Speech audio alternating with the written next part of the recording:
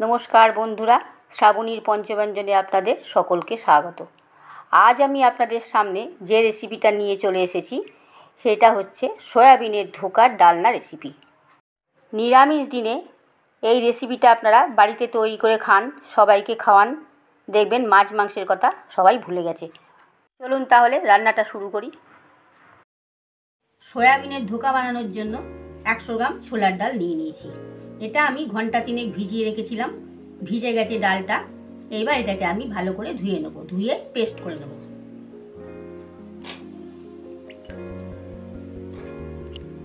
সামান্য পরিমাণে জল আমি এর মধ্যে দিয়ে দিচ্ছি, আর একটা কাঁচা লঙ্কাও আমি এর মধ্যে দিয়ে দিচ্ছি। আপনারা চাইলে বেশি করে কাঁচা লঙ্কা দিয়েও পেস্ট করতে পারেন, আমি এখানে একটাই দিলাম। ছোলার ডালটা পেস্ট হয়ে গেছে, এটাকে আমি একটা পাত্রে ঢেলে নেব। এখানে আমি 1.5 প্যাকেট সাপোলা সয়াবিন নিয়ে নিয়েছি। 10 টাকা দামের যে প্যাকেট বাজারে বিক্রি হয় সেই প্যাকেটেরই 1.5 প্যাকেট আমি সয়াবিন নিয়ে নিয়েছি। একটা মিক্সিং জার নিয়ে নিয়েছি, এর মধ্যে আমি সয়াবিনগুলোকে পেস্ট করে নেব।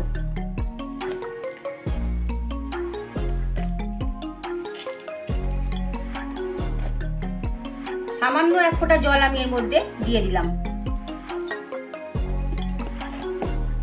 সয়াবিনটা পেস্ট করা হয়ে গেছে, আমি এটাকে একটা পাত্রে ঢেলে নেব। গ্রেভিটা বানানোর জন্য আমি এখানে 2 টেবিল চামচ জিরে, 2 টেবিল চামচ ধনে, 2টো তেজপাতা, হাফ ইঞ্চি পরিমাণ আদা আর 2টো লাল লঙ্কা আমি এখানে নিয়ে নিয়েছি। এগুলোকে আমি পেস্ট করে নেব। ধোকাটা তৈরি করবার আগে আমি কিছু ভাজা মশলা এখানে তৈরি করে নেব। গ্যাসে কড়াই বসিয়ে দিয়েছি, আমি এখানে 1 চা চামচ ধনে দিয়ে দিলাম। ধনেটাকে আমি শুকনো খোলায় ভেজে নিচ্ছি।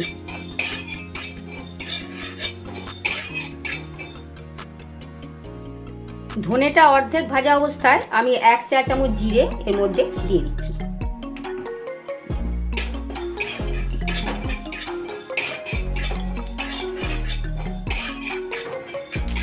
দুটোই ড্রাই রোস্ট করা হয়ে গেছে, এগুলোকে আমি এবার গুঁড়ো করে নেব। গ্যাসে কড়াই চাপিয়ে দিয়েছি, 2 চা চামচ পরিমাণ সর্ষের তেল আমি এর মধ্যে দিয়ে দিচ্ছি।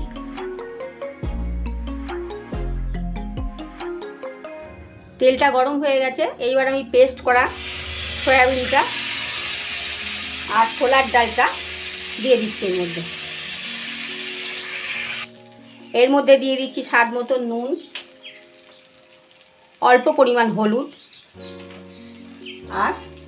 আর খুব সামান্য পরিমাণ চিনি। ভালো করে এটাকে নাড়াচাড়া করব।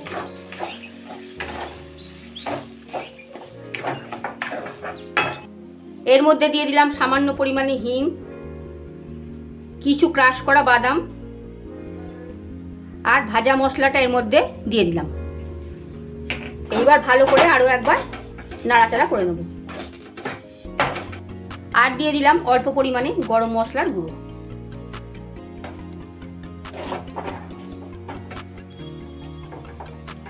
এটা সম্পূর্ণ তৈরি হয়ে গেছে। এইবার আমি এটাকে নামিয়ে নেব, নিয়ে একটা থালার উপর রেখে পিস পিস করে ধোকার আকারে কেটে নেব। আমি একটা থালায় তেল মাখিয়ে নিয়েছি, এটাকে আমি এই থালার উপরে ঢেলে দিচ্ছি।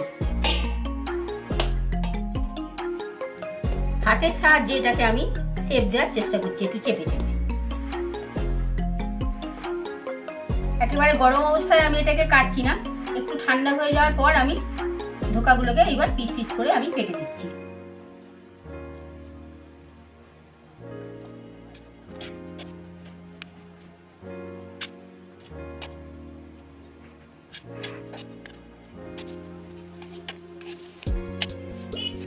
দেখুন 100 গ্রাম ছোলার ডাল আর 1.5 প্যাকেট সয়াবিন দিয়ে কতগুলো ধোকা তৈরি হয়েছে। গ্যাসে কড়াই বসিয়ে দিয়েছি, ধোকাগুলো ভাজবার জন্য পরিমাণ মতন তেল আমি এর মধ্যে দিয়ে দিচ্ছি। তেলটা গরম হয়ে গেছে, আমি একটা একটা করে ধোকা এর মধ্যে ছেড়ে দিচ্ছি। গ্যাসের ফ্লেমটা লোতে রেখে ধোকাগুলোকে আমি ভেজে নিচ্ছি। এক পিঠ ভাজা হয়ে গেছে, অপর পিঠটা আমি উল্টে দিলাম।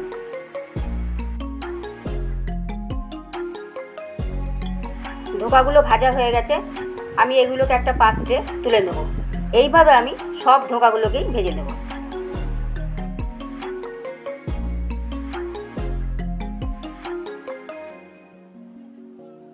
ধোকার ডালনাটা বানানোর জন্য আমি এখানে 3টে আলু ছোট ছোট টুকরো করে কেটে নিয়েছি, আর 2টো টমেটো আমি এখানে কুচি করে কেটে নিয়েছি। গ্যাসে কড়াই বসিয়ে দিয়েছি, ওই কড়াইতেই আমি সানফ্লাওয়ার অয়েল পরিমাণ মতন দিয়ে দেব।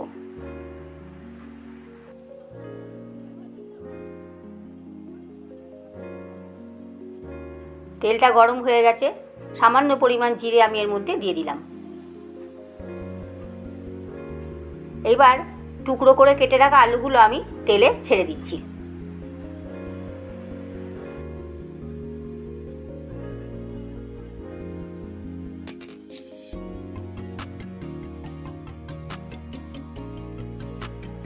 আলুগুলো ভাজা হয়ে গেছে, এইবার আমি কুচি করে রাখা টমেটোগুলো এর মধ্যে দিয়ে দিলাম।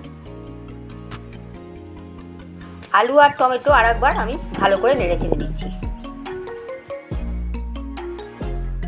পেস্ট করে রাখা মশলাটা এর মধ্যে আমি দিয়ে দিলাম। সামান্য পরিমাণ হিং এর মধ্যে দিয়ে দিলাম। এর মধ্যে দিয়ে দিচ্ছি স্বাদ মতন নুন, হাফ চা চামচ হলুদ আর অল্প পরিমাণে একটু চিনি। এইবারে ভালো করে মশলাটা কষিয়ে নিচ্ছি। মশলাটা কষানো হয়ে গেছে, দেখুন কিরম তেল ছাড়তে শুরু করেছে। এইবারে মশলার বাটিটা ধুয়ে 3 বাটি জল আমি এর মধ্যে দিয়ে দিলাম।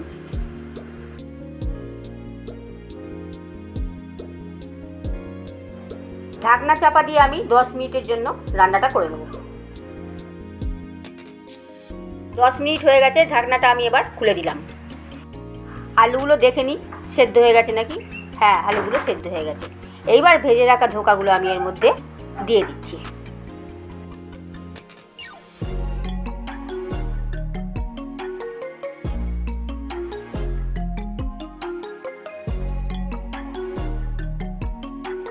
ধোকাগুলো সব দিয়ে দিলাম।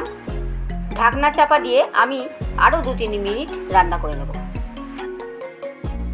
2-3 মিনিট হয়ে গেছে, ঢাকনাটা খুলে দিলাম। এইবার আমি এর মধ্যে 1 চা চামচ পরিমাণ ঘি,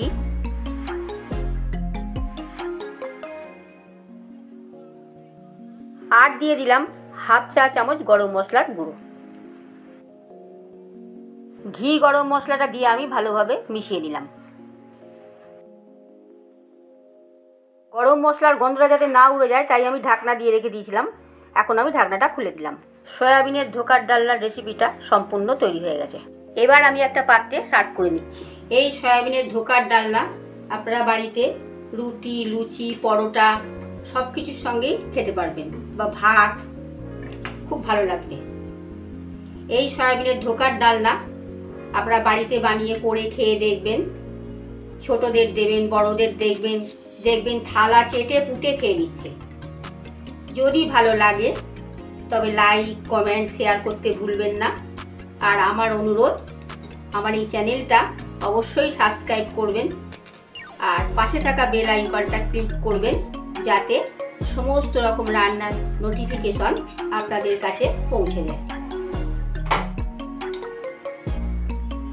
সম্পূর্ণ ভিডিওটা দেখবার জন্য আপনাদের অসংখ্য ধন্যবাদ।